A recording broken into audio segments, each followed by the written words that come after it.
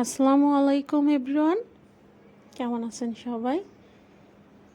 তো আজকে আমি শেয়ার করব হচ্ছে মুগ ডাল দিয়ে সাজনের রেসিপি।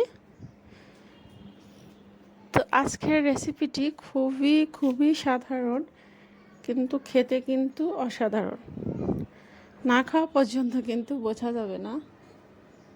তো প্রথমেই আমি মুগ ডালগুলোকে একটু ভেজে নিয়েছি। তো ভেজে মুগ ডালগুলোকে ধুয়ে এখন মরিচ, পেঁয়াজ আর রসুন দিয়ে চুলায় বসিয়ে দিচ্ছি। তো খুব বেশি পরিমাণ পানি দিতে হবে না, যাতে করে ডাউলটা সিদ্ধ হয় অতটুকু পরিমাণ পানি দিলেই হবে। তো এই তো পানির পরিমাণটা কিন্তু দেখাই যাচ্ছে ডালের থেকে হালকা একটু উপরে। আর এখানে রসুন কুচি আমি দিয়েছি, আর কিছু গোটা রসুন দিয়েছি, পেঁয়াজ দেওয়া হয়েছে, মরিচ দেওয়া হয়েছে। তো ডাউলটা যখন এই যে এরকম সিদ্ধ হয়ে আসছে, তখন আমি ডাউলটাকে নামিয়ে নিব আর একটু আলাদা করে গরম পানি করে নিব।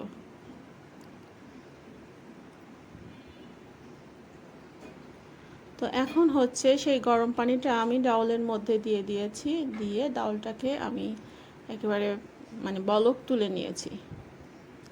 আর ডাউলটা কিন্তু ঘোটা টাইপের হবে না, পাতলা যে ডাউল খায় ওরকম হবে না, কিছুটা আস্ত আস্ত থাকবে। তো যখনই এরকম ডাউল থেকে ফেনা উঠে আসছে, তখন সাজনাগুলাকে ডাউলের মধ্যে দিয়ে দিচ্ছি। আর এখানে হচ্ছে পরিমাণ মতো লবণ আর হলুদ কিন্তু দিয়ে দিতে হবে। তো আমি এখন লবণ আর হলুদটা দিয়ে দিচ্ছি।